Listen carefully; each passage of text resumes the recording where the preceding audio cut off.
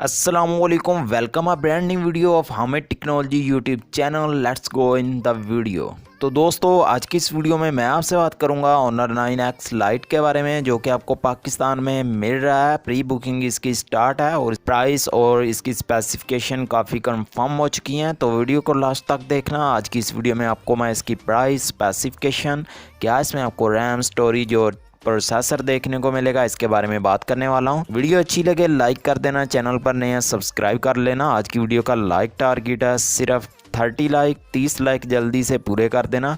सबसे पहले हम स्टार्ट करते हैं इस फ़ोन के डिस्प्ले से। इस फ़ोन में आपको IPS LCD वाला डिस्प्ले मिलेगा, जो कि 6.5 इंच के साथ आ रहा है और फुल HD है 1080 पिक्सल के साथ। लेकिन आपको नोच काफ़ी बड़ी इसमें देखने को मिलेगी और बाकी के बेजल थोड़ा कम ही देखने को मिलेंगे।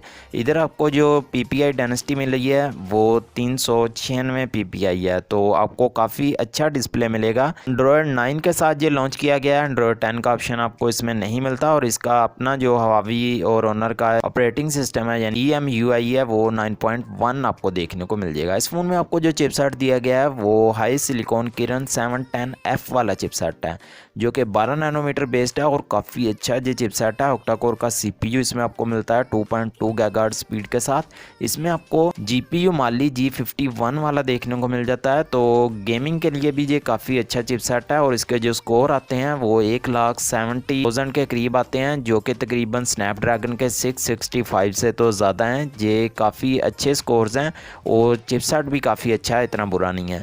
इस फ़ोन में आपको 4GB रैम मिलेगी, 128GB की स्टोरेज मिलेगी। तो अगर हम कैमरा की बात करें तो इस फ़ोन में आपको बैक पे डबल कैमरा मिलेगा। 48 मेगापिक्सल का मेन कैमरा होगा और 2 मेगापिक्सल का इधर डेप्थ सेंसर होने वाला है।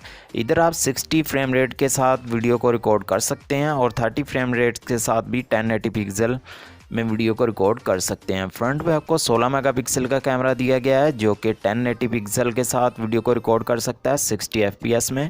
वाईफाई 5 की सपोर्ट इसमें आपको मिल जाएगी और साथ में ब्लूटूथ 5.0 वाला देखने को इधर आपको मिलेगा। इस फ़ोन में आपको टाइप C भी देखने को मिल जाती है USB 2.0 के साथ। फिंगरप्रिंट स्कैनर बैक पे देखने को मिल जाएगा। 3750 mAh की बैटरी है और 10 वाट की फास्ट चार्जिंग तो नहीं है, ये नॉर्मल चार्जर आपको देखने को मिल जाएगा। तो बैटरी इतनी कम भी नहीं है, इतनी ज़्यादा भी नहीं है। जो इधर चिपसेट है काफ़ी एफिशिएंट है बैटरी के मामले में, तो जो कि स्नैपड्रैगन के 665 और P65 वाला जो चिपसेट है उससे भी कम यूज़ करता है बैटरी को। आपको मैं लगे हाथों ही बता दूं कि ये P65 वाला जो चिपसेट है ये आपको Vivo S1 में भी आपको मिलता है। अभी जो सैमसंग A31 आना है उसमें भी आपको P65 वाला चिपसेट मिलता है, तो उसके मुकाबले में ये ज़्यादा एफिशिएंट है बैटरी के मामले में जो चिपसेट इस फ़ोन में लगाया गया है। तो बैटरी आपकी इतनी ये यूज़ नहीं करने वाला। बैटरी की जो टाइमिंग होगी आप नॉर्मल 1 दिन तक यूज़ कर सकेंगे, तो काफ़ी बड़ी भी नहीं है बैटरी। इधर आपको 5000 mAh की बैटरी देनी चाहिए थी। और इसकी अगर हम प्राइस की बात करें तो ये फ़ोन आपको